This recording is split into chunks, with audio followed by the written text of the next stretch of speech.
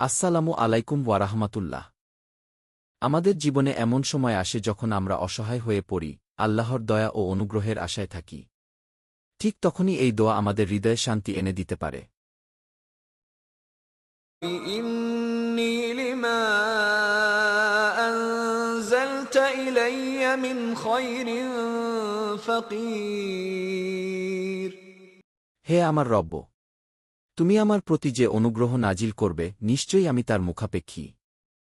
এই দোয়াটি নবী মুসা আলাইহিস সালাম পড়েছিলেন যখন তিনি বিপদের সম্মুখীন হয়েছিলেন, আর আল্লাহ তাআলা তার জন্য পথ খুলে দিয়েছিলেন। তাই আমরাও যদি আল্লাহর অনুগ্রহ ও সাহায্য চাই, তাহলে এই দোয়াটি পড়তে পারি। এই দোয়াটি বেশি বেশি পড়ুন এবং আল্লাহর রহমতের আশায় থাকুন।